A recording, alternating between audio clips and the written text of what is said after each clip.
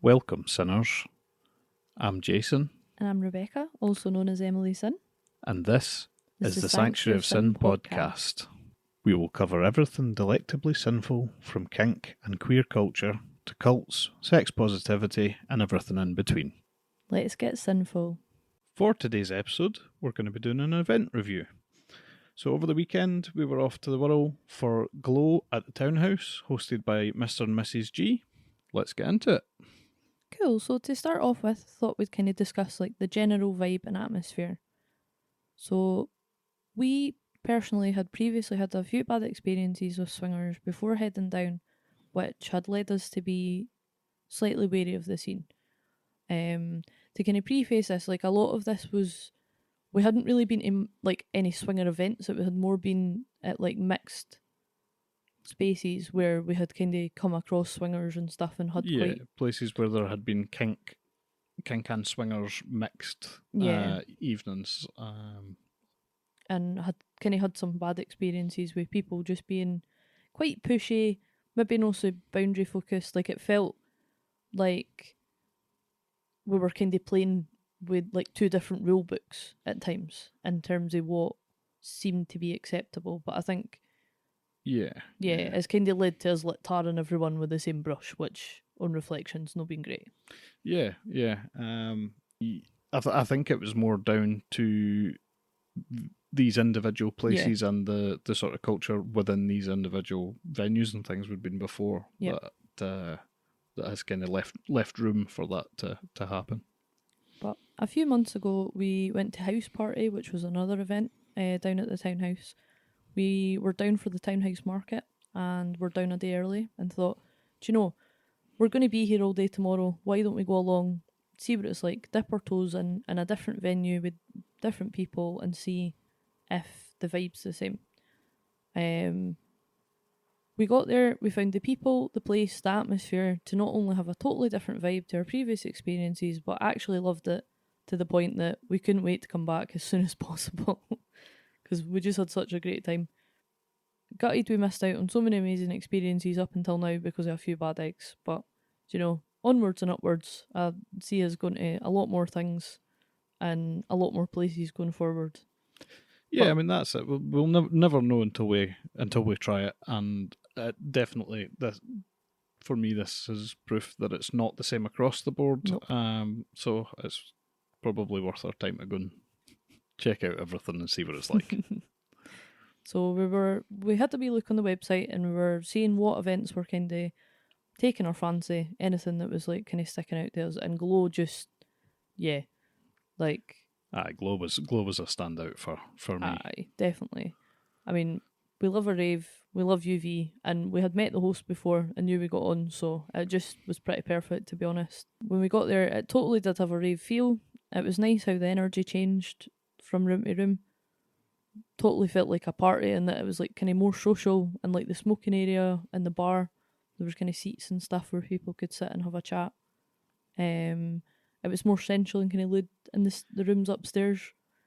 Yeah. And quite like chaotic and like a rave. In the main room. Yeah. Where the music was the loudest and everybody was in dancing and having a good time. Yeah.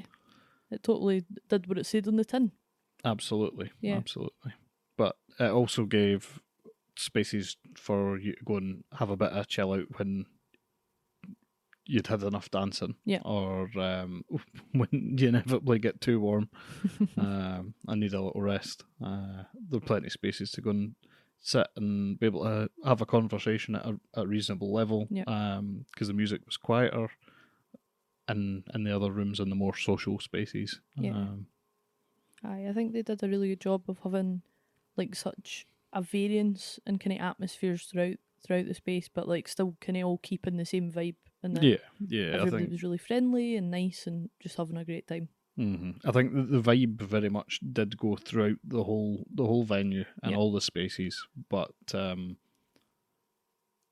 was subtly different so that you could, you had all these different spaces for whatever you needed at that time. You could kind of tailor your experience as you seen fit throughout the night. Yeah.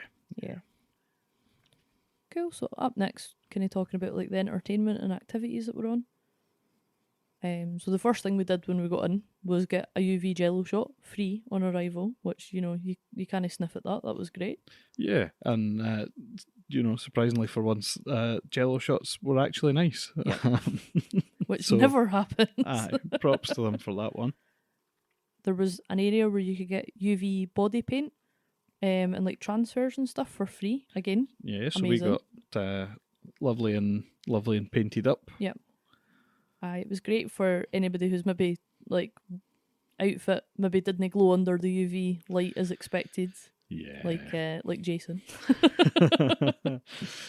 Picked out this bright, colourful outfit that I thought, this will definitely look great under UV light, and yeah. Sadly disappointed. Yep. Need to maybe rethink that one for next time. Yeah. But we need to find our we have thrown quite a few like UV parties back in the day. Yep.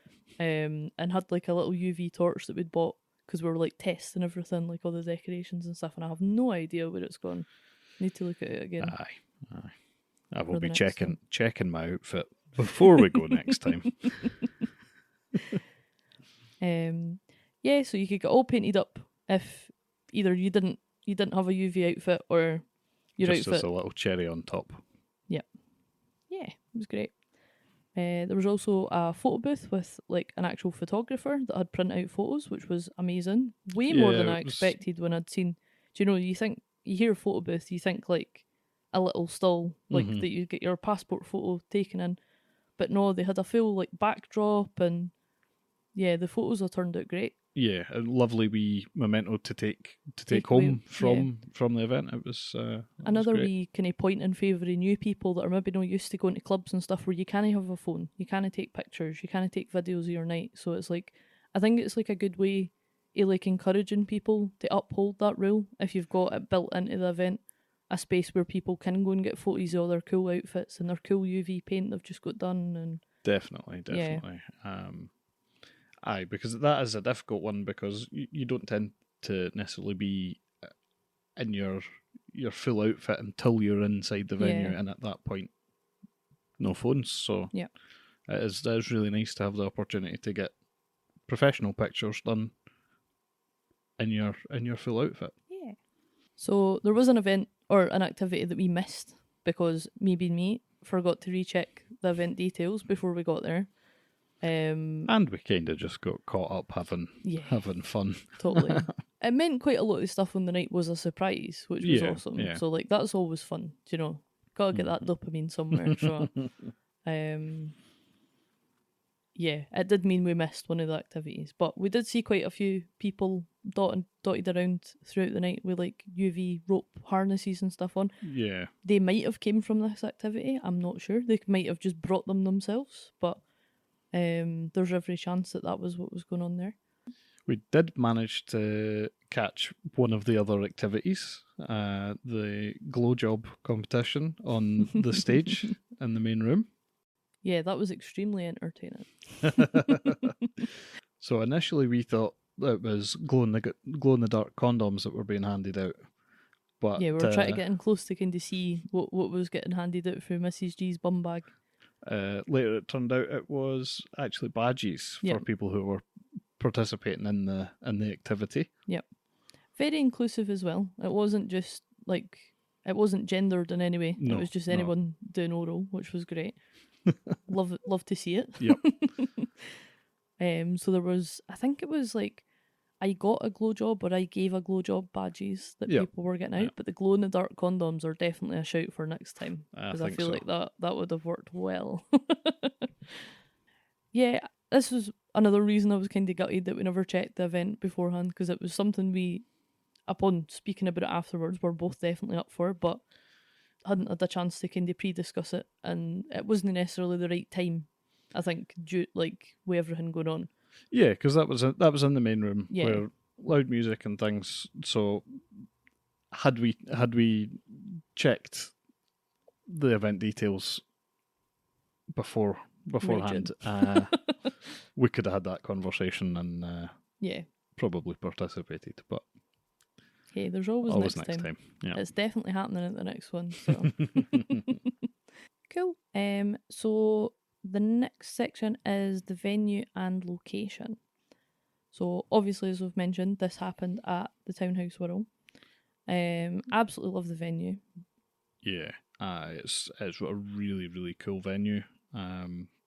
Love the way that the place is decorated, and it's so colourful and kind of campy and inclusive, and it's a really, really nice place to be. Yeah, it's a breath of fresh air, I find, from like no to put down other venues we've been to, no at all. It's just that there's quite a traditional way that these places tend to be decorated and like have a certain feel to them, and like Townhouse is a bit of a breath of fresh air for me, and that it's totally different to anywhere else that I've been, and that it is bright, it is fun.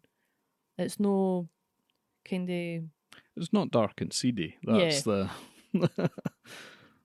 Dark and seedy's fun sometimes. Dark and seedy is fun sometimes. It has its moments. It's also nice to go somewhere that's bright and colourful and, like, living that ADHD dream. Yeah, totally. So it's a bit of a rabbit warren in true swingers club fashion. It's set over 3 floors, but I think possibly 4, because there's the dungeon downstairs, although that was closed for this event. Yep. There's 2 smoking areas and a toastie shack. Oh, it's great. It's great stuff. So it's well kitted out with bondage gear and furniture, group rooms, lots of beds, including bunk beds with little cubbies underneath if you want a bit more privacy. It's got multiple private rooms and even has a medical room. So this is another thing where, as much as it's a swingers club, it's quite a kink, like, I don't want to say it's kink focused, but it definitely is very inclusive of kink. Yeah, kink is clearly at the heart of what goes on there as well. Yeah. And it's not an afterthought. Yeah, it's you very much feel a part that of it throughout the venue. Yeah.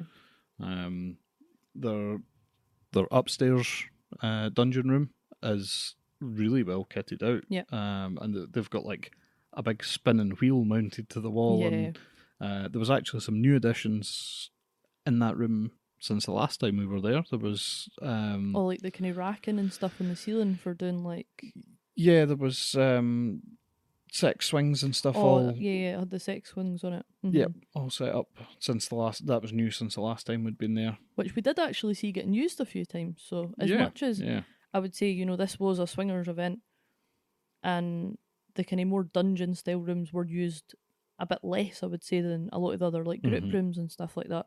They still were used on the night. There still was people coming along and doing more kind of like BDSM scenes. Yeah. And amongst, So I think the venue being kitted out to the extent that it is definitely like plays a role in that it is kind of a good mixture of people coming from all different communities and people that are part of all different communities having a space to go to.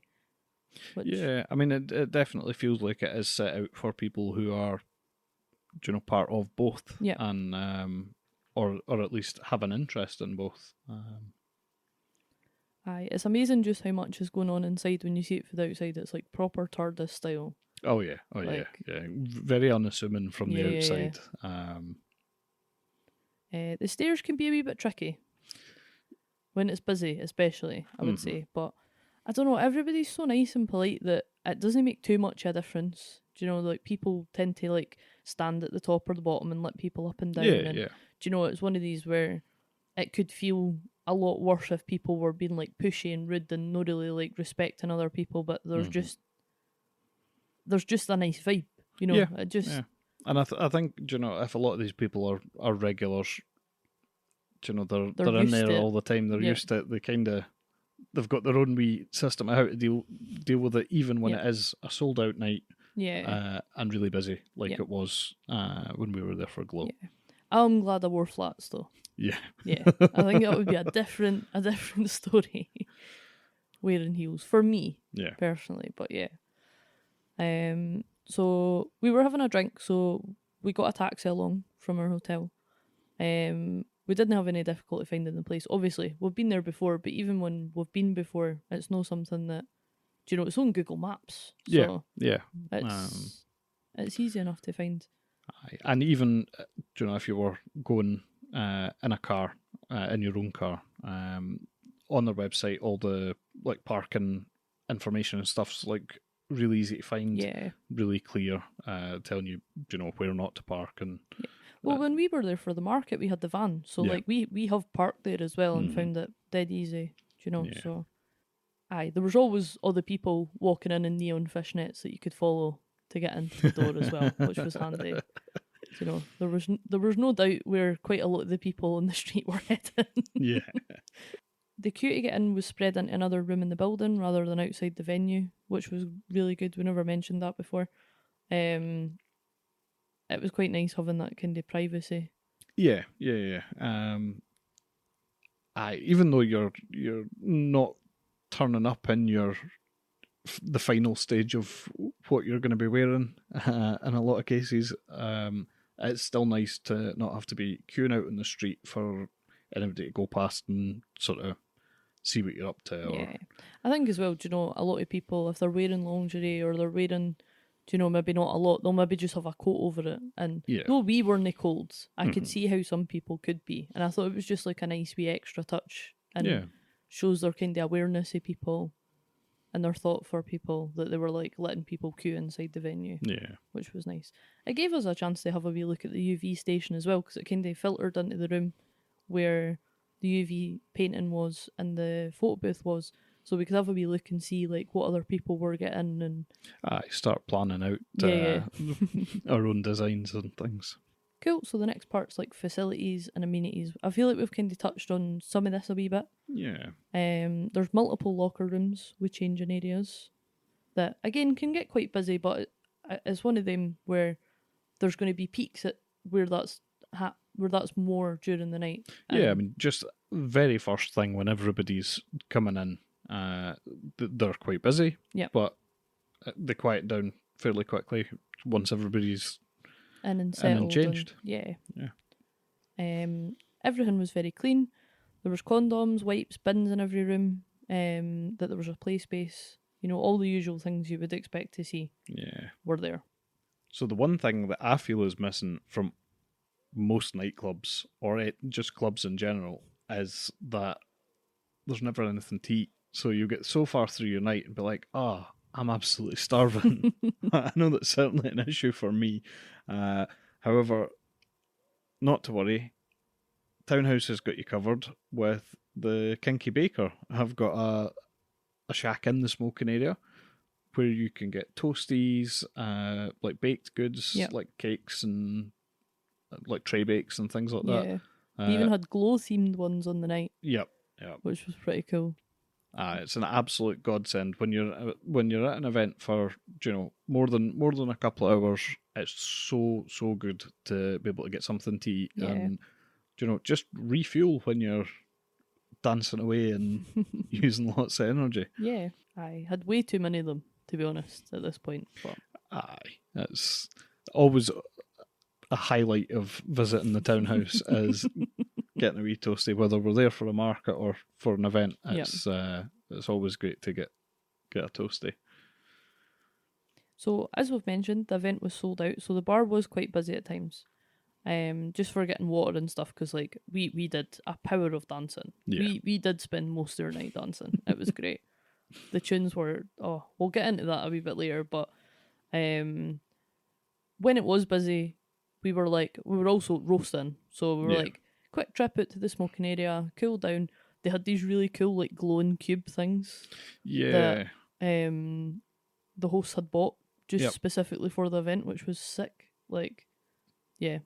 So there was plenty of places to sit and just have a wee breath, get some air, and then by the time we were back, it had cleared up a wee bit and we were able to get into the bar, no bother. So, it wasn't one of these where it was like that all night. No. Or for hours at a time. Like, it's not even really a critique, it was a sold out night. That's going to happen at points. Yeah.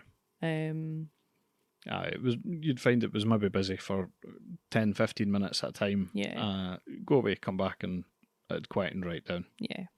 Cool. So moving on to accessibility. This is an area that I feel like the Townhouse could definitely improve upon. But it's an issue that seems to plague every venue that we've been in up and down the UK. Yeah. It's not something that's setting them apart. And that's a sad thing, you know. But I don't feel like it's fair to say that, like, to make it a critique as such, because I know how difficult it is to set up these spaces at all. And then, you know, this could be a listed building. Like, you don't know what other things are going on that means that that's not been, because the atmosphere and the way that it's run and the things that they hold important would lead me to believe that if there was something that could be done about this, it would be done. Yeah.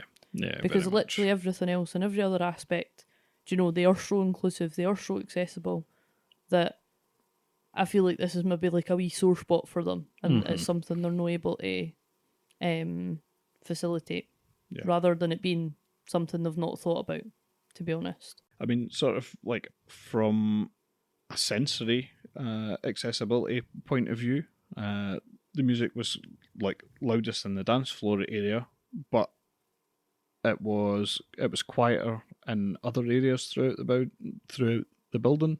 So, you know, if that was too much for you, there was still so much of the venue available for you to have that less intense experience. Which even for me at times, it is nice to like come into a quieter space, just definitely, to sort of decompress and take a wee minute. Aye, to enable you to go back and enjoy the rest of your night. You know, you need the downtime throughout. Yeah. Favourite kind of accessibility thing that I seen throughout the night was someone actually brought along one of those foam kneeling pads for during the glow job event, which is hilarious. But like, hats off to them, you know? Like, they came prepared. They knew their limits. They knew what they needed to get the job done. So host presence and involvement. The hosts were having the time of their lives, clearly visible and checking in with folks all night. Never seen them not dancing, laughing, and getting stuck into all the fun. The other venue staff were also all wearing lanyards, so they were really easily recognisable throughout the whole venue all night. So, you know, if you were ever needing to find a member of staff or something, it was really easy to do. Yeah. Cool. So, friendliness and community vibe. There's always going to be cliques in places. It's totally understandable and unavoidable. Still felt included in everything. Yeah, even one of the times we were out in the smoking area having a wee cool down, a wee break, everybody was singing happy birthday to somebody, like, and everybody all joined in. It was just really, really wholesome. Yeah. And there was such a community feel. Like, everybody was definitely. in it together kind of thing.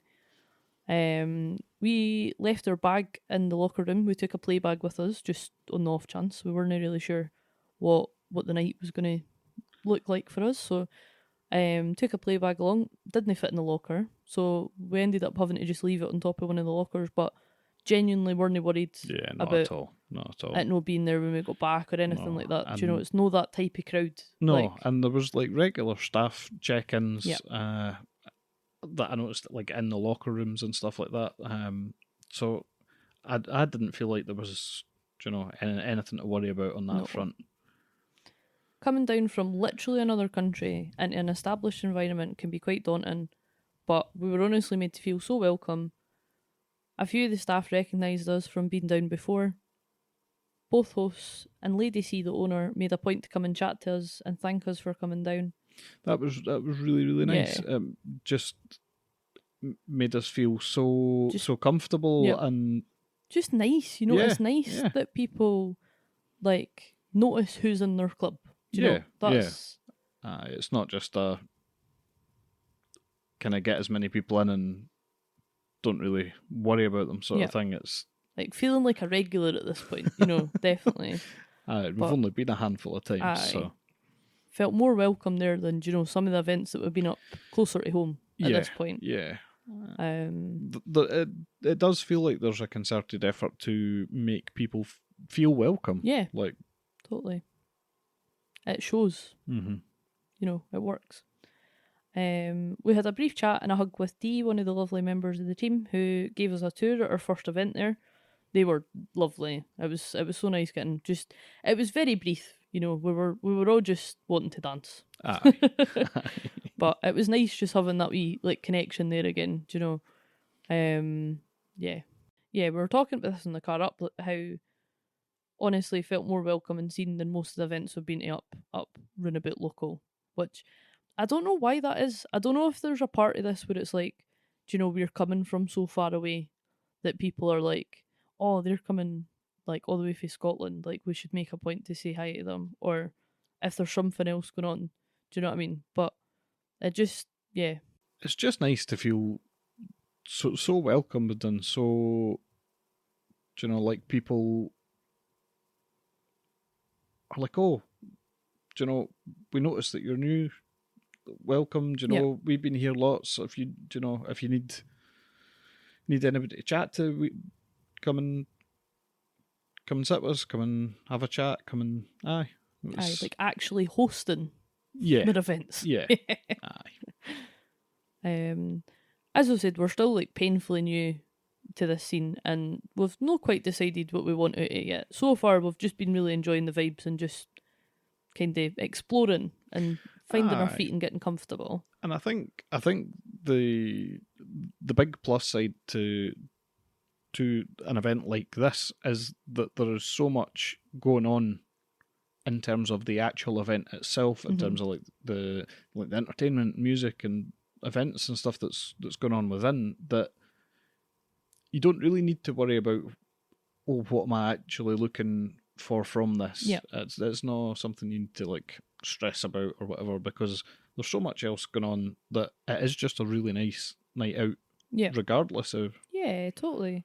Like literally none of that matters. You know, the environment's set up to be no pressure. You know, you're there and you're getting out of the night what you're wanting to get out of the night, and that's kind of where that like line is. Do you know what I mean? There's no this like, oh, everybody needs to be doing X, Y, Z, or they're no welcome, or do you know, as long as you're respectful, don't yuck anyone's yum, and have a great time. That's all that matters. Yeah. So the next section we'd like to talk about is rules and consent culture. So we didn't take the tour this time round, since we've been a few times. Almost feels like we're becoming regulars. But the rules are clearly stated in every room, all over the venue, you know, in the toilets, everything. Yep. There's lists of the rules, really nice and clear. And when you do get your initial tour, the first time you're there, you get a rundown of all the rules, and then you're given your tour through the venue and reminded of certain rules that apply to certain spaces as you go.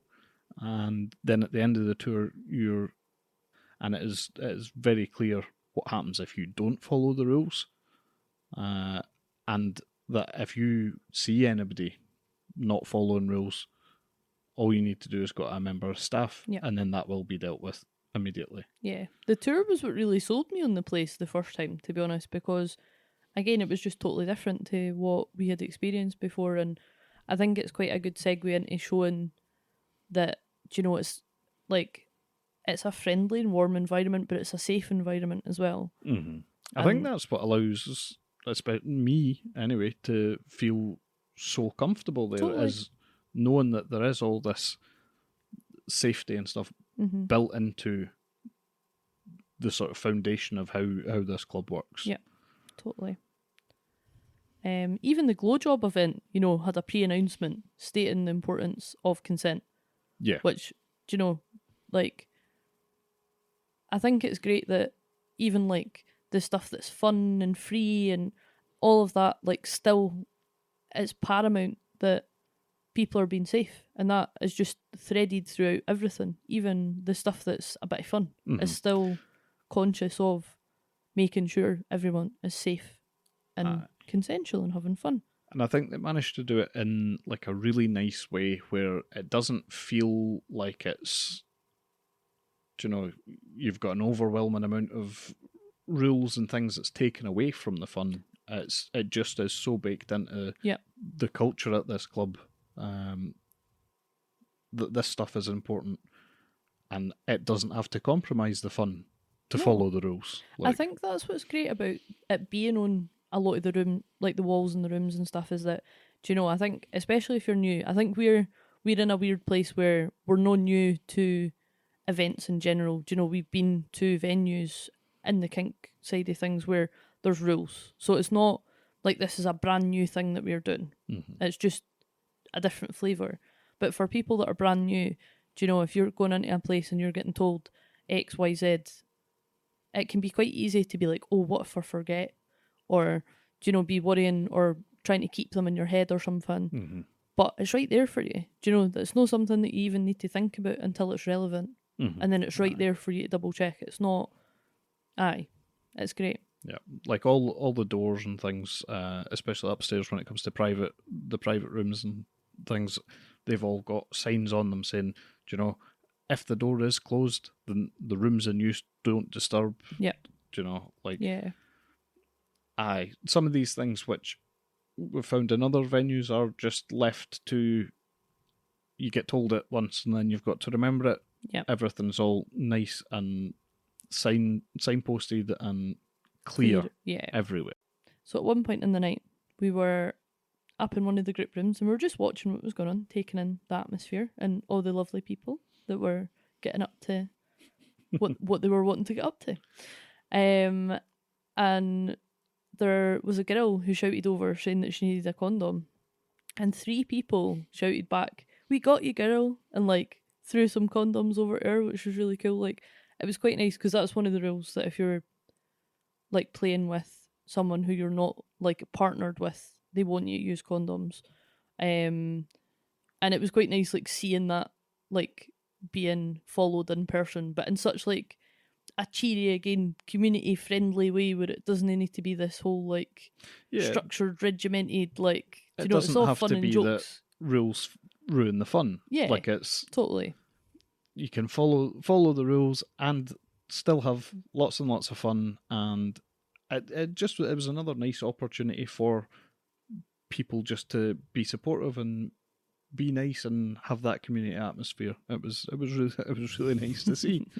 Cool. So the next section is dungeon/play areas. So Glow being a more kind of swingers focused event, most of the group rooms and private rooms were kind of being used over like the more kind of BDSM and dungeon themed rooms. They were kind of mostly empty throughout the night. However, as I said, we did see them get used a few times. It wasn't that it was a kind of this or that. It was very much a mixed space, but most of the action was going on upstairs in a lot of like the kind of group rooms and the couples room. That every time we were kind of going to wander and walking past, they were always being well used. Yeah. Which was nice to see. Do you know, people were just getting stuck in and having fun and doing what they were wanting to do, and like there seemed to be some of the places had like a queue, which was the most British thing ever. It was great. But yeah, everybody was being really respectful, and again, everything was very well kitted out, very well decorated, very well equipped, and yeah, as we've said, kind of had all the usual stuff you would expect, you know, like sprays and wipes and condoms and lube and everything you need, really. I think how well it's kitted out and stuff really helps to sort of build that atmosphere where people are really happy to take part and get involved, because it's such a nice and inviting space with everything you could need. Yeah. I think my favourite thing I've seen, so there's like a bigger group room that's got kind of, it's a square room and like in an L shape there's beds. Yeah. And there was a couple that was like wrestling across like 3 or 4 of these beds. Like, it was great. Like, they were full on like having a wrestle, but they had someone there that was kind of watching and like being like a ref, I think. Yeah.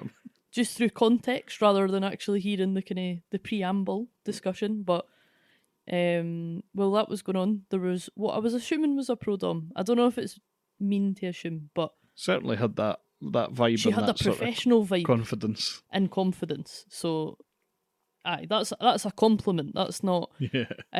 Wow, it was great to see. So she had a sub crawling around on the floor while this couple was wrestling, and it was nice to see, you know, going from a room where there was kind of group sex and like some people that were just in a couple having sex, relatively vanilla sex, to like going in another room where there was like people full on wrestling and like someone get crawling across the floor and yeah. Yeah, it was so nice to see that sort of level of mix between like kink and swinging going on, which from the events that we have been at previously has sort of felt like it was missing in these types of spaces, that having that mixture. Aye, when there was a mixed event, everyone was like very separate. Yeah, and there wasn't it much. was like oil and water. Yeah. Yeah. Whereas this it was so lovely to see. It was so intermixed and yeah, totally. It was one community rather than two communities in one space. Yeah. So, music and sound. Yeah, so the music and the atmosphere were full blown entertainment on like in their own right. The tunes were absolutely banging all night, getting lots of your sort of like classic clubland type. Yeah. So up your street. Yeah. So up your right street. back to childhood. Yep. Proper summer vibes. It was fantastic. Yeah. They had a good mix of that and like house and like trance and more modern stuff and yeah. Yeah, it was great. As I've said, we done a power of dancing, like, and it was the music was so good that it made it difficult not to just want to go in and dance your wee heart out. Even you were dancing, and you barely ever dance when we go out. It was great. Yeah. The music's always a bit of a source of maybe anxiety or worry before an event. Because we have been to some events in the past, some really pretty big events. Yep. Where the music has been such a letdown that it's actually been kind of difficult to be in that space. Yeah, like we've left early and not went back because, like, I like I like dance music. I like pretty much all music, but it needs to be good. Mm-hmm. Mm-hmm. I'm easy pleased. There's not a lot of music that I don't like. Yep. And if it's bad enough, it's making me leave somewhere. Something needs to change. Aye. But that was not the case. Not the case at all. Like, Glow. Yeah. Amazing. There was even like people had like whistles and stuff and were whistling along with the music, and it just really had that like proper party rave atmosphere. Whoever was in charge of picking the tunes have done an excellent job. There was so much Hannah Lang on. And, I love me a bit of Hannah Lang. And, like, there was a point where every single person in that room was singing along to Hannah Lang. And it was just, chills. It was great. So, in the main room, the music was, like, nice and loud enough that you get totally lost and immersed in it. And people were dancing as well. Yeah. It wasn't just us dancing, obviously. That would have been, I can't think anything worse. But, no, like, a lot of times, a lot of things you go to know everybody. It's so hard to coax people up onto the dance floor. Especially, I don't know, I feel like there's, like, an extra level to this, like, an extra layer to it when, like, a lot of people are, like, mostly naked or naked and are still up there dancing their wee heart out and just like Nairs and Gracies, just having a good time, just letting loose. Like, aye, and I think especially in a venue where there's lots of other stuff going on, to also still have all those people engaged in the dancing, it says a lot for the music and the atmosphere that was created there. Definitely. Aye, so it was a good loudness in the main room. Did make it difficult to have a conversation. Yeah, it was quite your typical club, shouting and no understanding and saying sorry 5 million times before you're actually getting what somebody's saying to you. But as I've said, a room over, you can go and you can sit on a couch and you can have a conversation. So and still be able to hear the music. But no too loud. Yeah. So there was a good variance where you could go and still have the music on. Mm-hmm. There was no music on in the smoking area, so there was places that you could go and it have a bit quiet. There was people talking and stuff, obviously, but like, the other smoking area, the one that's just like the little alleyway that was down. You know, you could come out and shut the doors and it was totally quiet. Like, we had that to ourselves multiple times when we were just out to get a bit of air. Mm-hmm. And it was so cutely decorated, and it had like the little wind chimes and stuff. Yeah, that was so cute. Lovely. Yeah, as I sum up, I mean, who doesn't want to jump around to old school tunes in their underwear? I know I certainly do, and did, and had a great time doing so. Yeah, me too. So we're going to talk about the crowd and dress code next. There was a really diverse mix, loads and loads of beautiful people, all shapes and sizes, genders and orientations. So Felix Mufti from Sex Education was even there, and upon kind of looking up about it when we'd left, it turns out they are now one of the new members of staff at Townhouse, which is amazing. Running something to do with their social media, which I can't remember off the top of my head, but yeah, it was awesome to see someone so recognisable there. I had that actual proper fangirl moment. Pretty much everybody had come dressed in UV, or in my case, attempted to. But yeah, definitely there's such a sort of like high level of participation in the theme and coming dressed appropriate to the theme. Which did just add to the atmosphere, you know, like everywhere you look, people were glowing. You know, it suited the name. It was great. It had such, it was magical, to be honest. It was great. Yeah, and I think it seemed like most people had also taken part in the UV body paint and stuff as well. It just was so nice to see such high levels of participation in the theme, and everybody was totally stuck into what was going on. Yeah. Seen a lot of cyber dog gear, which I was totally jealous. Yeah, there's definitely some really, really cool outfits going on.